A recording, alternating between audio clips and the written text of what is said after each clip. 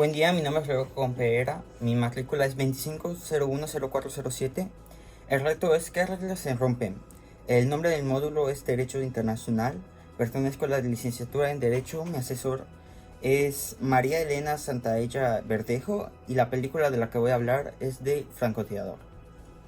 Esta película nos sitúa en el cuerpo de un marín que forma parte de la invasión de Irak en el 2003 y nos toma matices de ética, política, aspectos legales, así como el estrés posguerra. En primer lugar, en el contexto de Irak, de la invasión de Irak en 2003, se plantea una discusión sobre el principio de soberanía nacional. Este principio está reconocido en la Carta de las Naciones Unidas en su artículo número 2. Establece que ningún Estado debe ni puede intervenir militarmente en el territorio de otro sin autorización del Consejo de Seguridad de la ONU o sin que exista una legítima defensa. Es por ello que la invasión de Irak fue muy debatida y sigue siendo debatida, puesto que no se llevó a cabo con un mandato directo de la ONU y genera críticas hasta aún hoy en día sobre su legalidad internacional. En segundo lugar, la película refleja el funcionamiento del derecho internacional humanitario, contenidos en los convenios de Ginebra. Estos buscan regular la conducta de las Fuerzas Armadas en tiempos de guerra y buscan proteger a la población civil, así como prohibir ataques indiscriminados.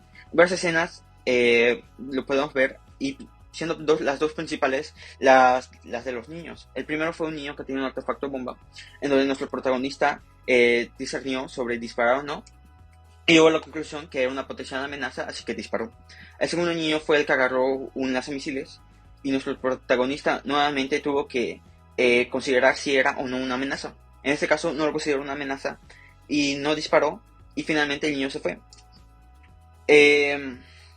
Esto nos plantea la dificultad que tienen este tipo de reglamentos en tiempos de guerra, puesto que en magnitudes tan grandes es difícil de ver casos tan pequeños como este caso, y son muy fáciles de ocultar.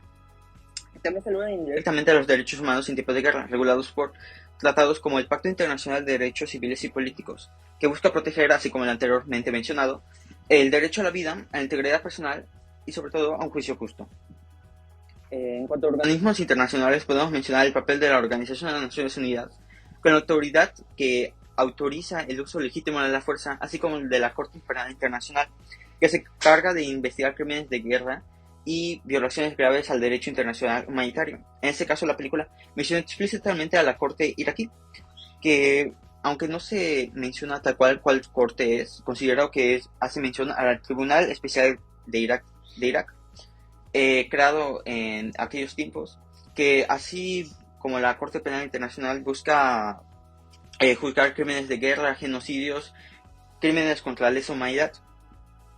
Este tribunal agarra matices de la Corte Penal Internacional y los junta conjunto a, a leyes y normas de su propio estado.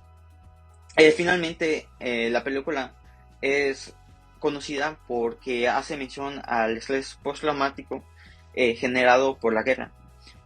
Lo vemos en nuestro protagonista al ver cómo actuó durante la fiesta, así como actúa en su casa, no como lo haría un civil normal. Como sabemos, los derechos humanos es intrínseco del ser humano, y pese a que él de su lado también debe y puede gozar de estos derechos, como es el caso al derecho a una buena salud mental. En conclusión, es importante recordar que ningún Estado puede actuar por encima de la ley internacional ni vulnerar la soberanía de otro país sin consecuencias.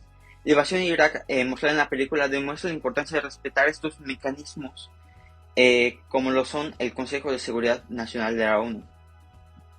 También se evidencia que durante los tiempos de guerra deben respetarse los principios del derecho internacional humanitario, como la distinción entre combatientes y civiles, la proporcionalidad en el uso de la fuerza y la obligación de proteger siempre a las poblaciones vulnerables.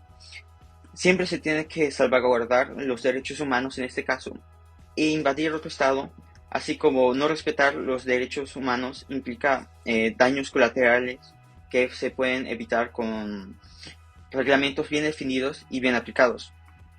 También en el aspecto psicológico se hace mención a que los derechos humanos incluso son aplicables posterior a la guerra, como es el caso de la reintegración y la atención a sus veteranos.